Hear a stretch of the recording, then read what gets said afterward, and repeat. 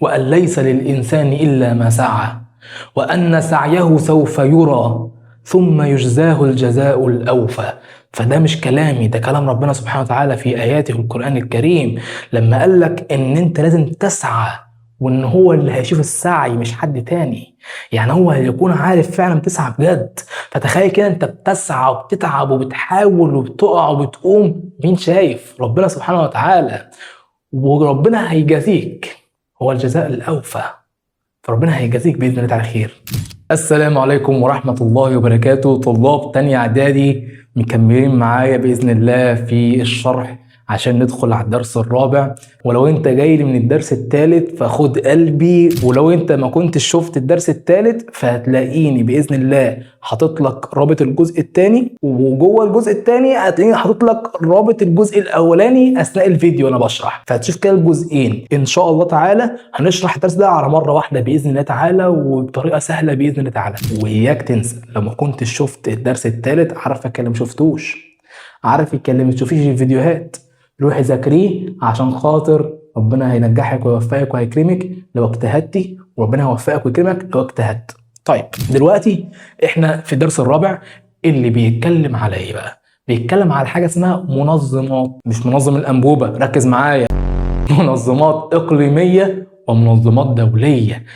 اتحادات، اتحاد اقليمي واتحاد دولي. ايه الفرق يا حبيبي؟ الفرق يا بابا ان انا دلوقتي لو قلت لك مثلا مثال مجلس التعاون بين دول الخليج العربي، تفتكر كده هل بالمنطق مصر هتكون معاهم؟ اكيد لا. يبقى دي مش دوليه يا حبيبي، يبقى دي اقليميه زي جامعه الدول العربيه. تفتكر امريكا ممكن تخشها؟ لا، يعني ازاي بالعقل؟ اسمها جامعة الدول العربية مش الإنجليزية هي ولا حاجة. فعشان كده هي اسمها منظمة إقليمية. برافو عليك. طيب لو هي زي الأمم المتحدة هتكون أمم متحدة مصر، يعني فيها دول من هنا ودول من هنا ودول من، وأي حد يخشها عادي طالما مستوفي الشروط الطبيعية، يبقى اسمها منظمة إيه؟ برافو، دولية. طيب نخش في الدرس على طول. نخش في الموضوع على طول، نخش في الموضوع. أهمية المنظمات الدولية والإقليمية، قال لك خد بالك هي وجودها ضرورة حتمية، فأصبح وجودها إن هي لازم تكون موجودة، بل أثبتت التجارب.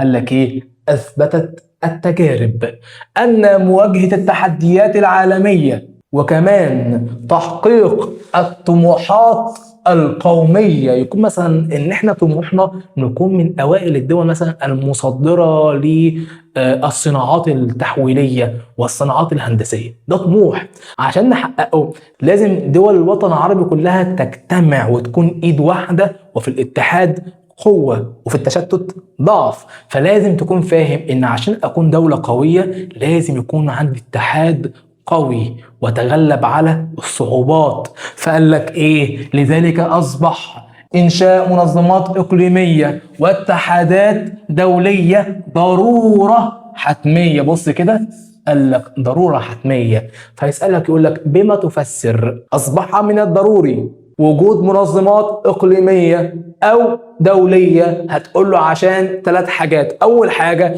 عشان اعزز المصالح المشتركه، ازود المصالح ويكون في مصالح بين الدول وبعضها ومبقاش في مشاكل بيننا وبعضنا. ايه تاني؟ تحقيق التنميه والسلام. خد بالك في منظمات بتخص السلام، في منظمات بتخص التنميه الاقتصاديه، في منظمات بتخص التنميه الثقافيه. فعندك اي منظمه بتخص الحاجات دي كلها هي بتهدف الجانب التاني بالذات، اللي هي بتحقق ايه؟ بتحقق التنميه والسلام. رقم 3 وضع رؤية أفضل لمستقبل الأجيال القادمة. يعني إيه؟ أنا دلوقتي عايش كويس، حلو حلو، بس عايز الجيل القادم يعيش أحسن كمان، مش بس كويس، يعيش أحسن. فلازم أحط له خطة، الخطة دي هتكون أحسن لو أنا حطيتها بس لوحدي، ولا في حد شاركني وده شاركني واداني رأي واديته رأي وجبنا أحسن الآراء وطبقناها مع بعض سوا، هيبقى كده أفضل، صح؟ وده اللي احنا بنقوله. بص بقى هنا بقى اهم المنظمات في اسيا واوروبا. اياك تسقط مني، اهدى كده وركز معايا. انا عندي منظمتين في اسيا ومنظمه في اوروبا. منظمه اسمها مجلس التعاون لدول الخليج العربي اسيويه، وعندي الاتحاد الاوروبي. مش هقولها والله ما قايلها. اتحاد ماشي. بعدها قال لك رابطه دول جنوب شرق اسيا اللي هي بيقولوا عليها اسيان. دول اسيا في جنوب شرق اسيا. فين؟ في جنوب شرق اسيا بيسموها اسيان. نبدا اول منظمه هي منظمه مجلس التعاون لدول الخليج العربي. قال لك المنظمه دي بتعد احد اشكال التعاون الاقليمي. فاكر ما قلت لك الفرق بين الاقليمي والدولي؟ قال لك نشأ امتى؟ سنة 1981. سنة كام يالا؟ 81. سنة كام؟ 81. سنة كام؟ 81. التسعة بتسعة بكام؟ 81. دي رقم كام يالا؟ رقم 9. التسعة في 9 بكام؟ 81. يبقى سنة كام؟ 1981. ده ايه؟ مجلس التعاون لدول الخليج العربي. أنشئ سنة 1981. كان مقره بالرياض في المملكة العربية السعودية. يبقى أين تقع منظمة التعاون لدول الخليج العربي؟ هنقول فين تقع؟ فين مقرها؟ فين؟ هنقول في مدينة الرياض في المملكة العربية السعودية. دي كده الرياض بالمملكة العربية السعودية. حلو. الدول الأعضاء هي دول الخليج العربي المعروفة زي السعودية، هي أكبر مساحة في دول الخليج العربي. قال لك المملكة العربية السعودية هي أكبرهم مساحة. يجي بعدها الإمارات العربية المتحدة. يبقى رقم 2 الإمارات. طبعا مش بالترتيب يعني، خليك ذكي. زي ايه تاني؟ سلطنة عمان. ايه تاني؟ الكويت. ايه تاني؟ البحرين، قطر. دي كلها الدول اللي عندها انت كمان ناس بقى والدنيا ضيقه. فلو اي حد ليه عروسه من الحاجات دي يعني يا ريت. فلو اي برميل بترول كده ولا حاجه فايض عند حد من الناس اللي الجماعه الحلوين دول، يعني اخوكم مزنوق والله بيجهز شقته فكده. ماشي حبيبي، خد قلبي هلا لو انت من الكويت اهو. الناس دي برضه كلها مع بعض. لو انت من مصر فانت في اعماق قلبي يلا. انت شقيان زي يلا، انت تعبان زي، انت اخويا، انت شقي. اهداف مجلس التعاون في دول الخليج العربي مالها يا عم الحاج؟ قال لك اول حاجه هم عاوزين يحققوا التكامل. احنا نفسنا يكون في بيننا تكامل بيننا وبين بعضنا، بس بالاخص دول الخليج العربي عايزين يعملوا تكامل بين دول الاعضاء، اعضاء مجلس التعاون، اعضاء مجلس التعاون لدول الخليج العربي. يبقى لك تحقيق التكامل في بين الدول الاعضاء في جميع الميادين، بالاخص ان هم عاوزين يوصلوا الى وحدتها، يكونوا متحدين حرفيا. طيب رقم 2 تعميق الروابط بين شعوب الدول الاعضاء في مختلف المجالات. ان هم عاوزين يبقى فيه بينهم روابط مشتركه في كل المجالات كلها. اي مجال يقابلك يكون فيه رابط مشترك، حتى مجال الصحه، المجال التعليمي مثلا، يبقى تحس ان كده ان هم بيتشاركوا سوا في وضع المناهج. بقول مثالي يعني، مش شرط تكون بالفعل يعني، ولكن ده المنشود من ضمن اهداف مجلس التعاون دول الخليج العربي، ان هم عاوزين يتوحدوا ويرتبطوا مع بعض في جميع المجالات في الدول الاعضاء. طيب وضع انظمه متماثله في المجالات اقتصاديه يعني سياسيه ايا كان بقى، تجاريه طبعا مش سياسيه يعني، كل دوله مستقله بذاتها. احنا بنتكلم عن المجالات اللي هي غير سياسيه، فانسى اللي انا قلته ده، فطبعا هي مش سياسيه. ماشي، يبقى مجال اقتصادي، مالي، تجاري، تعليمي، صحي. المجالات دي كلها احنا عاوزين نحط انظمه متماثله. يبقى مثلا نظام معين للصحه، النظام ده هو اللي موجود في الكويت، موجود في قطر، مثال يعني. فلو جه اتطبق ايه اللي هيحصل يا عم الحاج؟ وقتها هيبقى المواطن اللي عايش في الكويت وراح قعد في قطر شويه عشان مثلا شويه مصالح اقتصاديه بيخلصها او اي مصلحه بيخلصها هناك، ما يحسش ان هو في دوله غريبه، يبقى فاهم الدنيا ماشيه ازاي. هم في الاول وفي الاخر ايد واحده، فلازم يكونوا فاهمين بعض ويكون في انظمه متماثله. رقم 4 دفع عجلة التقدم عايزين يتقدموا في ايه يا عم الحاج؟ في العلوم، في عجلة التقدم الايه؟ عجلة التقدم العلمي والتقني، التقنيات في المجالات الاقتصادية، ودي ركز معاها قوي، الاقتصادية بالذات. قال لك وإنشاء مراكز بحوث علمية وإقامة مشاريع مشتركة.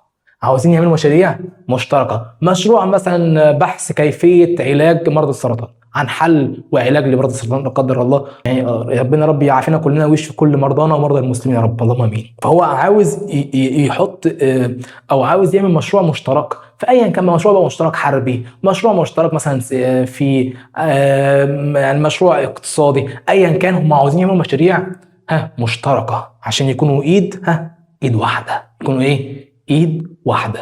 طيب نخش على دور المجلس، مجالاته، بيعمل ايه؟ شغال ايه؟ رايح فين؟ جاي منين؟ مين هو اصلا؟ فقال لك تحقيق الامن والسلام والتنميه الاقتصاديه، ركز معاها قوي، والتنميه كمان الاجتماعيه.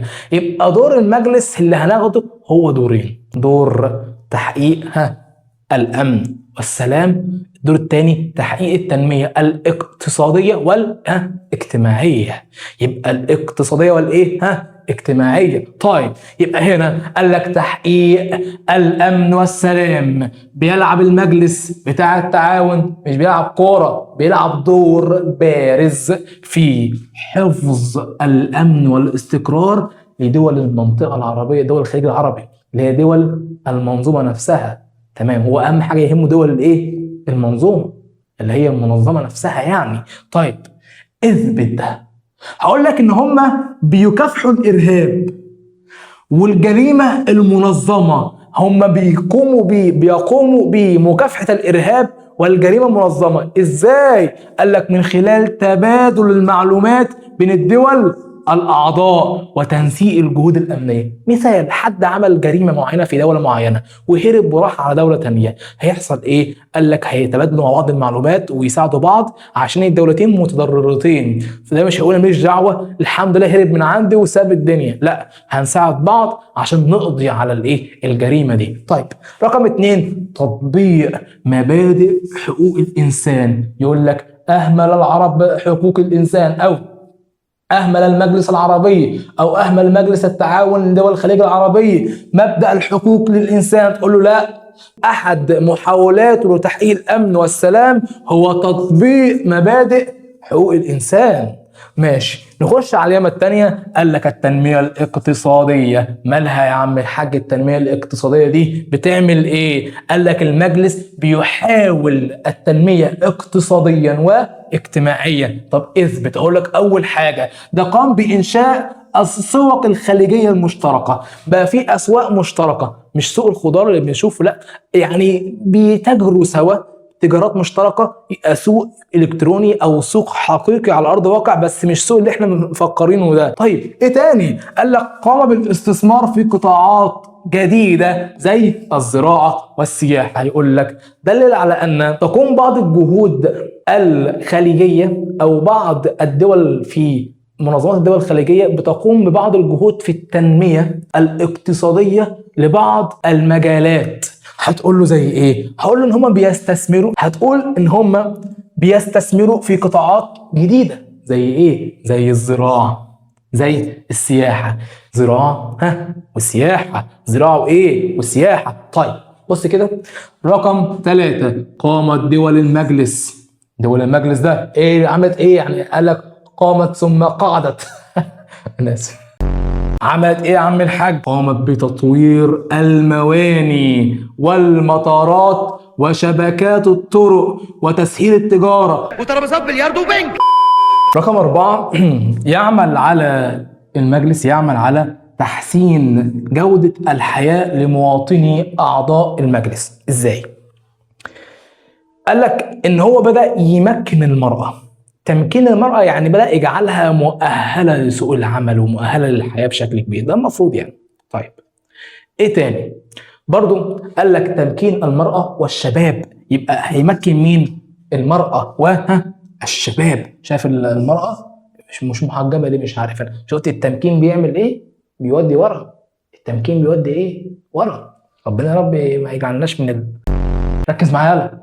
المهم قال لك تمكين المرأة والشباب والقضاء على كافة أشكال العنف ضد الأطفال. خد بالك دي من أهم النقط بجد بجد في الأهداف. إن إحنا بنلاحظ الفترة الأخيرة دي إن بقى في عنف شديد قوي في العالم كله. كله بقى يضرب في بعضه وبقى يأذي في التاني، وكأن ده خلاص أصبح يعني بقت هي دي الحياة وبقى ده الطبيعي. كله بقى يتضايق، وبنشوف مناظر واشكال غريبه بتحصل في الوطن كله، يعني في الوطن العربي بالكامل. فعشان كده دي فعلا من اهم الاهداف اللي محتاجين نركز عليها في العالم كله، مش بس الوطن العربي ولا حتى كمان بالعين الاخص في دول مجلس التعاون من دول الخليج، لان دول هم اللي مهتمين قوي بالجزء ده احد ادوارها واحد مجالاتها كمان. فخد بالك ركز قوي ان الحته دي مهمه جدا، ان هو بدأ يواجه ويقضي على العنف ضد الاطفال. يبقى مش بس ان هو اهتم بحقوق الانسان، ركز كويس، ده كمان اهتم بحقوق الطفل، حقوق الاطفال وحقوق المرأة، عشان خاطر المرأة نص المجتمع فعليا. لو احنا مثلا 100 شخص ففي 50 راجل و50 ست، ده نص المجتمع اللي احنا نقصده. فالمهم دور المرأة عظيم قوي، ولذلك احنا بدأنا نمكن دور المرأة ونهتم بالمرأة جدا. خد بالك دي حتة مهمة قوي في مجالات ودور مجلس التعاون دول الخليج العربي. نكمل هنا، قال لك ايه؟ قال لك يسعى المجلس الى ايه بقى؟ الى ايه بقى؟ قال لك الى التحول نحو الاقتصاد الاخضر. فاكر المشاكل بتاعت السياحه في قاره اسيا وقاره اوروبا، بالذات قاره اوروبا، لما قال لك ان في انبعاثات كربونيه ثاني اكسيد الكربون لازم نحلها بان احنا نتجه الى الاقتصاد الاخضر او للسياحه الخضراء او للسياحه المستدامه، ونقلل الانبعاث الكربوني عن طريق ان احنا نمنع وجود ثاني اكسيد الكربون بالشكل اللي احنا بنشوفه نتيجه الاحتراق او الوقود الاحفوري، ونتجه الى الوقود او نتجه الى الطاقه النظيفه. هو ده اللي احنا بنقول عليه ايه بقى؟ ان المجلس بقى يتحول من الاقتصاد الاخضر بتقليل الاعتماد على الوقود الاحفوري اللي احنا بنحفر في الارض ونجيبه من داخل الارض ونولع فيه عشان يدينا طاقه. بنقلل ونزود ايه بقى؟ الاعتماد على الطاقه المتجدده، الطاقه الكهربائيه بكل انواعها. دي طاقه قويه جدا وطاقه بتغير كل الانشطه وطاقه مهمه قوي، وكمان دي نظيفه. نيجي بقى لعلاقه مصر بالمجلس ده. خد بالك لان مصر نطلق في الثلاث مجالس في الثلاث منظمات. خد بالك ودي حاجه حقيقيه بجد وملموسه وبنشوفها فعلا ارض الواقع، ان فعلا مصر لها دور قوي قوي في المجلس بتاع التعاون دول الخليج، وبالاخص الاتحاد الاوروبي. هتلاحظ دور مصر دور بجد. بص كده، قال لك دور مصر في مجلس التعاون دول الخليج العربي. قال لك مصر تعمل على تعزيز العلاقات مع الدول المنشودة، دول الخليج العربي. قال لك على المستوى السياسي والأمني عملت وقعت مذكرة اسمها مذكرة تفاهم. مذكرة تفاهم. شوف دور مصر هنا، تحس كده دور عقلاني. قال لك مذكرة تفاهم في فبراير 2022. يبقى امتى؟ سنة 22، لسه قريب من 4 سنين، مش من حوار يعني. قال لك للتشاور السياسي. والله العظيم مذكرة جامدة. انا مش متابع سياسات فما اعرفش هل على ارض الواقع عامله ازاي حقيقه، لان طبعا العالم كله دلوقتي مشغول في مشاكل كتير بتحصل وصراعات، فاكيد مش بالدور الحقيقي اللي احنا نتمناه، عشان اكيد الدنيا كلها وقت بقت صعبه ودلوقتي بقى في حروب وفي حوارات كتير قوي. فطبيعي تكون انت مش قادر تطبق اللي عاوزه، ان يكون في تشاور سياسي بين مصر ودول المجلس، فاحنا نستفيد وهيستفيدوا. دي فكره قويه جدا وفكره جميله قوي. فقال لك مذكره اسمها مذكره تفاهم، بس خد بالك بين مصر والامانه العامه للمجلس. مجلس التعاون عنده هيئه اسمها الامانه العامه. الامانه العامه مع مصر اشتركوا سوا في مذكره اسمها مذكره تفاهم. بقى فيه كده تشاور سياسي. طيب ده كده على المستوى السياسي والامني. طيب على المستوى الاقتصادي التقمنص، الفلوس يلا، البراميل يلا، البراميل يلا. قال لك شهدت السنوات الأخيرة تدفقات استثمارية. يعني ايه تدفقات؟ يعني عارف انت يقول لك ايه، تدفقت الانهار وتدفقت الاموال. التدفق ده يعني بيدفعوا بكميه كبيره، فدي اسمها تدفق. يعني فلوس ماشيه، يعني خد كتير، دي اسمها تدفقات. فاكيد انت بتلاحظ ان في مشاريع بتكون خليجيه على ارض مصر، ما ده اسمه استثمار. ده اسمه ايه؟ استثمار. وده اللي احنا محتاجينه، ان احنا نتشارك سويا ونعمل مشاريع سوا. يبقى دي علاقه مصر بدول المجلس فعلا في علاقه حقيقيه ملموسه، لان في تدفق كبير قوي باموال واستثمارات خليجيه على ارض مصر. فدي لازم تاخد بالك منها قوي. دي مشاركه. الاتحاد الاوروبي، النشأة والملامح.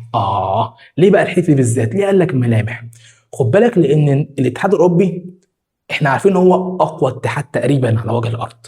يعني قوي قوي اقتصاديا، فورتيكا جامد قوي. ليه؟ لانه فهم اللعبه صح، فهم ان الاتحاد قوه والتشتت ضعف، وفهم ان اتحد باختلافي. ده الحلو وده المطلوب. انا عندي حاجه مش عندك، وانت عندك حاجه مش عندي، نتحد سوا. انما لو نفس الشيء انا مش عايزك في حاجه اصلا، ولا انت عاوزني في حاجه، اتحادنا هيضعف بعض على الفاضي. مختلفين عن بعض يبقى لازم نتحد. طب لو مش مختلفين لازم نختلف. يعني لازم اطور نفسي في جانب واتخصص فيه، وانت في جانب، ونساعد بعض، وكل واحد ياخد جانب كده يتطور فيه ويساعد التاني. ده اسمه اتحاد. يبقى خد بالك بقى الاتحاد الاوروبي ما كانش زي ما هو السنين اللي فاتت، لا، ده قعد ازيد من 50 سنة، ازيد من نص قرن كامل عشان يوصل للي هو حاليا فيه. يعني كلها مش من اول يوم، محتاجه اوقات، محتاجه سنين. يبقى قال لك ايه؟ قال لك استغرق الاتحاد الاوروبي اكثر من نصف قرن حتى يصل الى ما هو عليه الان. يبقى استغرق الاتحاد الاوروبي اكثر من نصف قرن، اكثر من 50 سنه، حتى الى ان وصل الى ما هو عليه الان. سؤال ممكن يجي لك في الامتحان: استغرق الاتحاد الاوروبي اكثر من كام عقد حتى وصل الى ما هو عليه؟ هو ما اعتقدش انه يجي لك، بس برضه يعني معلش اربط المعلومه. كم عقد؟ مش عقد اللي هو مش عقد، يعني صح معايا. الله يهديك، الله يهديك، ده عيب. ربنا لعن المتشبهين بالنساء، فإياك تلبس عقد بالله عليك ولا سلسله. يعني صح كده وخليك راجل. طيب يبقى انا بتكلم في ايه؟ مش العقد ده، بتكلم على عقد. عقد يعني 10 سنين تقريبا. فكم عقد؟ 5 عقود. اكتر من 5 عقود يعني اكتر من 50 سنه، يعني اكتر من نصف قرن. ده اللي مكتوب. طيب الدول الاعضاء، الله اكبر، 27 دوله بعد خروج بريطانيا. يعني كانت كام دوله ولا كانت 28 دوله، فهم رحموك وقالوا لك احفظ 27 بس. والله العظيم. طبعا ما تحفظش، اقراها 10 مرات. ولما يجي حد يسالك في دوله مش موجوده، انت تلقائيا تقول لا مش موجوده. ليه؟ لان لما اقراها 10 مرات خلاص سبتت. طيب بسرعه كده سريعا، قال لك زي النمسا، بلجيكا، بلغاريا، كرواتيا، قبرص، جمهوريه التشيك. قال لك رواندا تشيك، الدنمارك، استونيا، فنلندا، فرنسا، المانيا، اليونان، المجر، ايرلندا، ايطاليا، لاتفيا، ليتوانيا، لوكسمبورغ. دي كلها دول لحد دلوقتي دول الدول الاتحاد الاوروبي. مالطا، هولندا، بولندا، البرتغال، رومانيا، سلوفاكيا، سلوفينيا، اسبانيا، السويد. ابراهيموفيتش. 27 دوله موجودين في الاتحاد الاوروبي. اقراهم 10 مرات يا ولا، 10 مرات يالا. اقرا كده ولعلع وجلجل كده، قول لهم دي اسامي دول الاتحاد الاوروبي. الدول المتقدمه اللي قدرت توصل للعالميه. طيب 27 دوله بعد خروج بريطانيا. ولو جيت لحد هنا فمن فضلك ما تنساش تدعمني بلايك وسبسكرايب، وكمان تفعل زر الجرس عشان خاطر لما ينزل اي درس جديد يجي لك اشعار بيه وتذاكر وتقفل. خد بالك لان انا قريب هعمل مراجعه جهنميه باذن الله تعالى. ده بتوفيق ربنا سبحانه وتعالى مش مني. فاياك اياك اياك ما تتابعش، صدقني والله هتستفيد. دول الاتحاد الاوروبي قال لك عدد سكانها تقريبا فيما يقارب ازيد من نص مليار نسمة. ازيد من نص مليار نسمة، يعني اكتر من 500 مليون، اكتر من 500 مليون شخص مختلفين في اللغة والثقافة. فمن الاخر معظم الدول دي كلها، كل دولة ليها لغة مختصة بيها وثقافة مختلفة، مع ذلك هم توحدوا. طيب، اهداف الاتحاد الاوروبي، هو يهدف الى ايه؟ عاوز ايه؟ قال لك اول حاجه ده هو عاوز يوفر الحريه والامن والعداله، وكل اللي عاوز تقوله قوله، واي حاجه حلوه حطها، والبقلاوه الاخره. يبقى توفير الحريه، العداله، المساواه، عدم التنمر، يعني عدم التمييز العنصري، الحاجات دي كلها، حط الكلام ده كله. يبقى عدم تمييز، يعني الناس اللي بتفرق بين الراجل والست دي يعني ناس هتروح من ربنا فين؟ المدرس اللي بيفرق بين الطالب الذكر والطالب الانثى، الطالبه الانثى، هيروح من ربنا فين؟ فيعني الناس دي يعني. المهم قال لك توفير الحريه، الامن، العداله، المساواه والتمييز. اياك تميز بين حد، اياك. رقم 2 تأمين حدود الاتحاد الخارجية. من الآخر لو أي دولة تعرضت لخطر خارجي بيحاول يهدد حدودها الخارجية، فهم هيتحدوا سوا. وخد بالك بيبقى عندهم قوة عسكرية زي حلف الناتو بيحارب الدول المعتدية على إيه؟ عليهم كدول متحدة. أنت فاهمني؟ أكيد فاهمني إن شاء الله تعالى يعني. فقال لك برضه بيحاول يوفر حرية التنقل داخل دول الاتحاد. يبقى هو بيأمن الحدود، وفي نفس الوقت هو بيحاول يوفر التنقل بين دول الاتحاد. يحضرني موقف ان شفت فيديو لواحد عربي مصر، كان تمام مصري، كان قاعد او واقف على خط ابيض كده، زي يكون خط، عارف انت الطرق السريعه، خط شريطي ابيض ممتد. كان واقف رجله قبل الخط ورجله الشمال بعد الخط، يعني رجل يمين هنا والشمال هنا، واقف تمام، واقف كده. وقال لك انا رجل اليمين دي في هولندا والشمال في بلجيكا او حاجه زي كده. المهم يعني ان هو كان واقف على خط مرسوم على الارض كلون دهان على الارض. اللي في الدوله دي يخش هنا عادي والدنيا ماشيه، اهم حاجه ان هو ماشي ببطاقته الشخصيه، عشان خاطر لو حد وقفه من الشرطه عادي يعني. فهو بيبقى ماشي يقدر يتنقل من دوله للتانيه عادي. دي دول الاتحاد الاوروبي عندها سهوله في التنقل. طيب، رقم 3 قال لك تحقيق تنميه مستدامه. عاوز يعمل تنميه بجد حقيقيه مستدامه قائمه على اقتصاد متوازن واستقرار الاسعار داخل الاتحاد. يعني انا هنا دلوقتي مثال، في دولة ألمانيا، انتقلت مثلا رحت إلى البرتغال مثلا، المفروض إن أنا هلاقي الأسعار زي ما هي متقاربة. فقال لك إن المفروض إن أنا في استقرار في الأسعار، وتكون أسعار متقاربة بشكل كبير قوي بين دول الاتحاد. طيب، القضاء على الفقر وحماية حقوق الإنسان المتبادل بين شعوب العالم. خد بالك لأنها برضو بتهدف إلى حقوق الايه؟ الانسان، حقوق الايه؟ الانسان.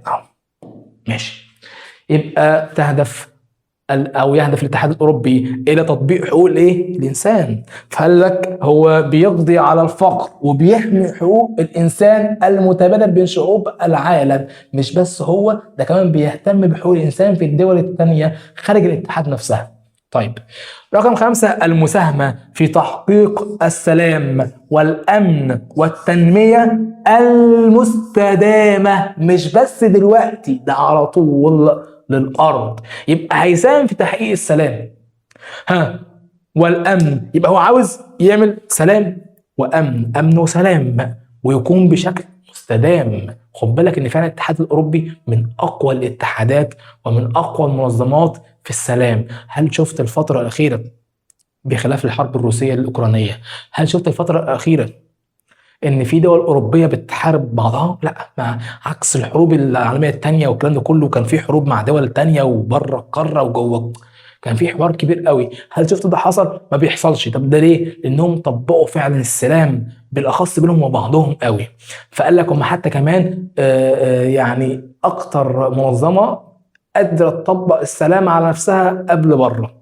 فلذلك هم حتى اخذوا نوبل للسلام. تنساش ان برضك الرئيس السادات الراحل رحمه الله عليه كان اخذ نوبل للسلام. دور الاتحاد الأوروبي، المجال بتاعه مجالاته ايه؟ بيعمل ايه؟ عاوز ايه؟ بيروح فين؟ جاي منين؟ ايه حكايته؟ قال لك تحقيق الأمن والسلام هو أحد أدوار الاتحاد الأوروبي. طب هيحققوا ازاي؟ عن طريق ايه؟ قال لك ده قدر الاتحاد الأوروبي قدر يثبت مبدأ السلام بعد الحرب العالمية الثانية، فقد حصل على جائزة نوبل للسلام سنة 2012.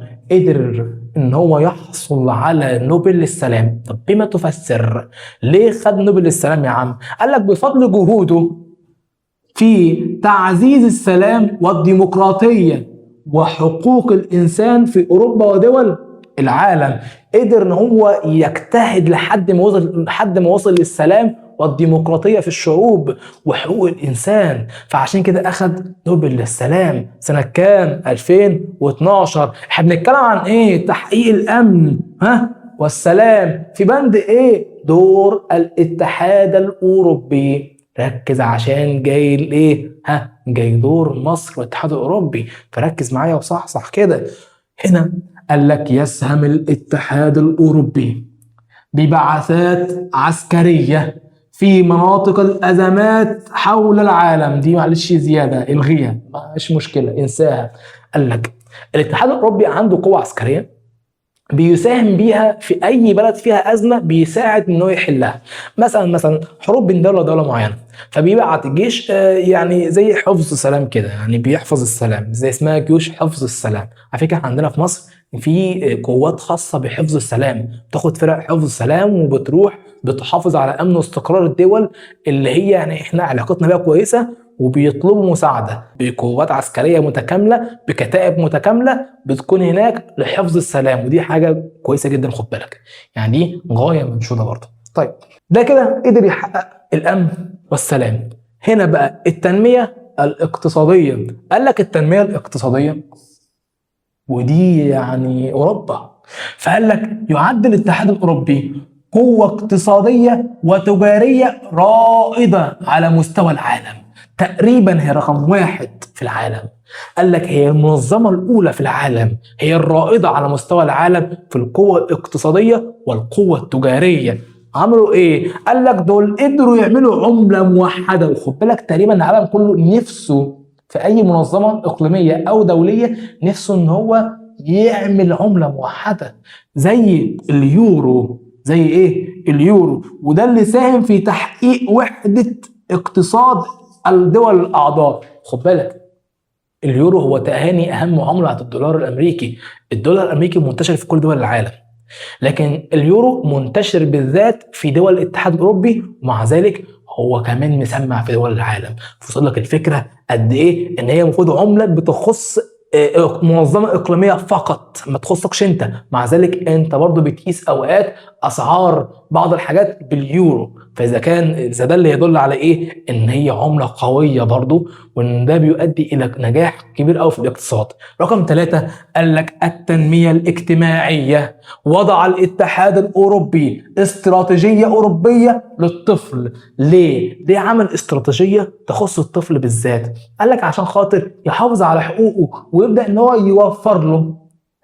يوفر له حقوقه في التعليم والرعاية الصحية والتغذية. عايز يخلي عنده أحقية إن هو يتعلم، عاوزه ياكل كويس، عاوز إن هو يكون صحته كويسة. يبقى الأطفال المحتاجين اللي هم مش الأغنياء، الأطفال الأسر الفقيرة، عاوز إن هو يجيبهم ويعلمهم، عاوز يديهم حق التعليم، حق الصحة الجيدة، دول أطفال. فقال لك عشان كده عمل استراتيجية أوروبية للطفل. ليه؟ عشان يضمن وصول الأطفال المحتاجين إلى التعليم، يضمنهم إنهم يتعلموا ويكون عندهم رعاية صحية ويكون عندهم تغذية ملائمة وسكن ملائم. رقم 2 مكافحة الجرائم المرتكبة في حقوق الأطفال زي العنف والتعرض الجنسي.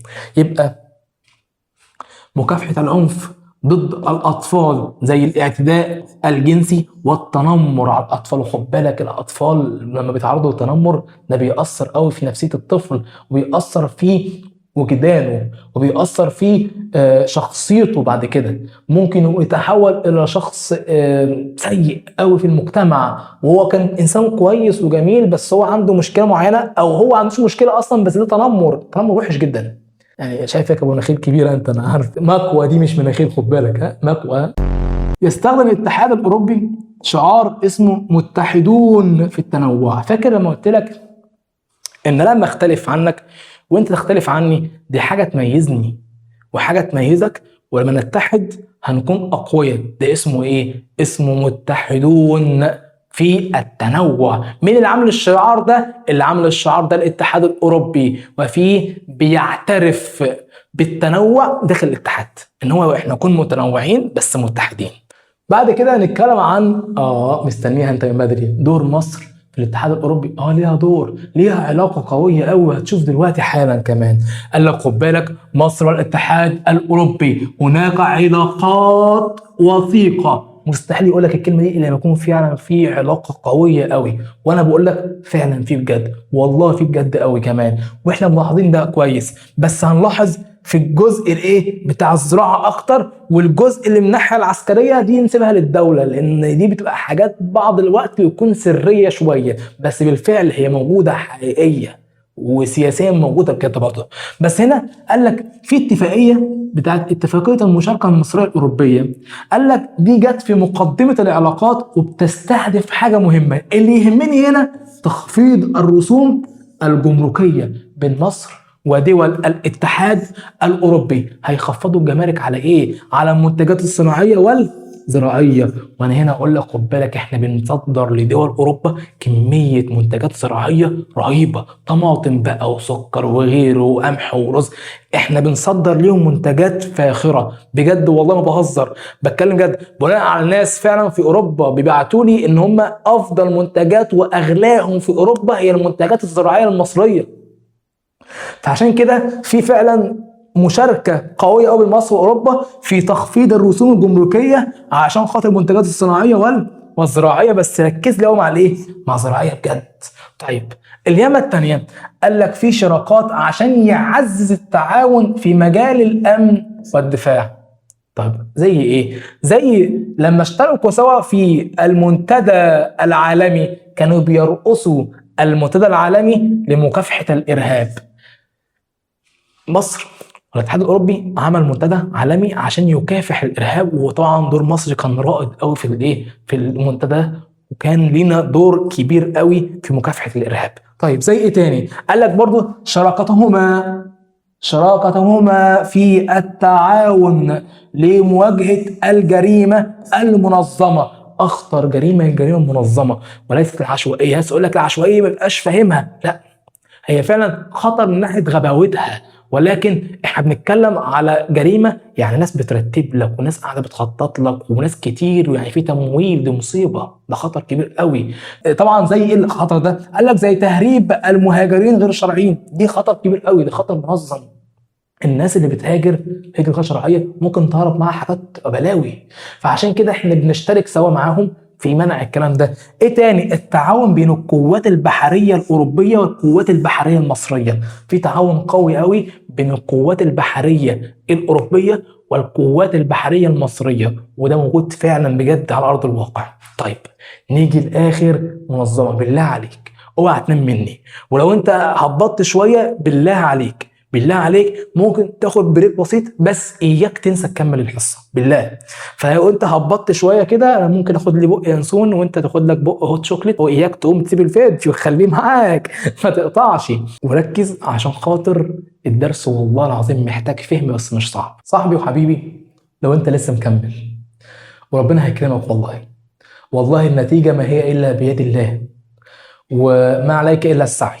وإياك يدخل في قلبك بعض من اليأس، إياك تعمل زي حد كده مش أنا، إياك تيأس مهما حصل، لأنه والله ما عليك إلا السعي، وأن ليس للإنسان إلا ما سعى، وأن سعيه سوف يرى ثم يجزاه الجزاء الأوفى. فده مش كلامي، ده كلام ربنا سبحانه وتعالى في آياته القرآن الكريم، لما قال لك إن أنت لازم تسعى وان هو اللي هيشوف السعي مش حد تاني. يعني هو هيكون عارف فعلا بتسعى بجد. فتخيل كده انت بتسعى وبتتعب وبتحاول وبتقع وبتقوم، مين شايف؟ ربنا سبحانه وتعالى.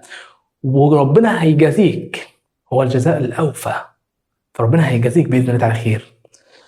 نخش على اخر منظمه الا وهي منظمه اسيا.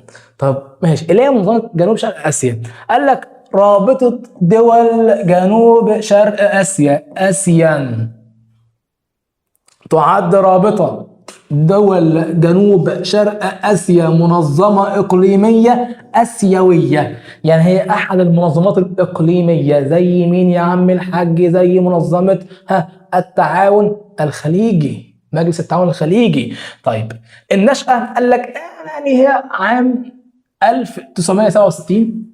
النشأة سنة كام؟ سنة 1967. قال لك كان في بانكوك عملوا مؤتمر لدراسة ان هم يعملوا منظمة اقليمية اسمها اسيان. بانكوك فين؟ في تايلاند. تايلاند ايه يا مستر؟ مطاط. الطاء مع التاء رقم 1 في انتاج المطاط الطبيعي في العالم، تايلاند. اربط الاحداث يا معلم. قال لك بانكوك عملت مؤتمر، عملوا منظمة اسمها منظمة آسيان. طيب الدول الأعضاء اللي موجودة فيها هم كانوا في أول 5، يعني 5 بالحب. قال لك أنا هبدأ بتايلاند، هبدأ بالعكس. تايلاند هي اللي فيها بانكوك، تايلاند. طيب إيه تاني؟ إندونيسيا، عارفينها دي. خد بالك إندونيسيا هي أكثر المناطق عرضة لخطر مرض الملاريا. اربط الأحداث ببعضها هتسقط. قال لك إندونيسيا وماليزيا.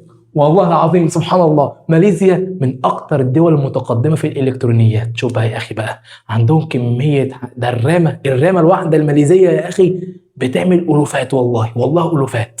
طيب الفلبين، سنغافورة. يبقى دي دول كانت عملت منظمة، هم أول 5 دول اللي أنشأوا منظمة آسيان.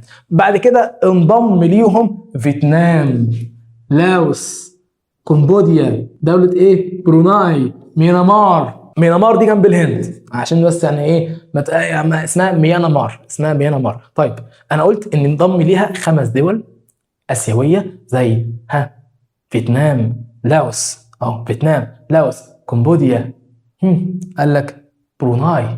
يبقى انضم لها 5 دول، زي ايه؟ زي فيتنام، لاوس، كمبوديا، بروناي، واخرهم ميانمار. دول 5 دول انضموا ليهم، فوصلوا الى 10. كم دولة؟ 10. يبقى حاليا 5؟ لا 10 دول. ال5 الاولانيين بال5 التانيين يدينا كام؟ 5 زائد 5 يعني 10 دول في منظمة آسيان. طيب عددهم كام؟ قال لك 700 مليون نسمة يعيش بها نحو 700 مليون نسمة، يعني أكتر من نصف مليار شخص. برضه ممكن يوقعك ويقول لك يعيش في منظمة آسيان فيما يزيد عن نصف مليار نسمة، وانت تقول لا ده الاتحاد الأوروبي. بهيم، والله العظيم لو قلت لا تبقى بهيم. انا اسف بس بهيم. ليه بقى؟ لان الاتنين فوق النص مليار. بس في اتحاد او في منظمه اسيان قال لك العدد مظبوط شويه، قال لك 700 مليون. ما هو برضو كانت اكتر من نصف اكتر من نص مليار. مين اللي ماسك الرابطه؟ خد بالك هنا بقى لاول مره تشوف حركه صايعه، ان الرابطه بتغير رئاستها كل شويه. يعني النهارده احنا الرئاسه، او السنه دي الرئاسه في تايلاند، السنه الجايه هتكون الرئاسه في ميانمار، وهكذا.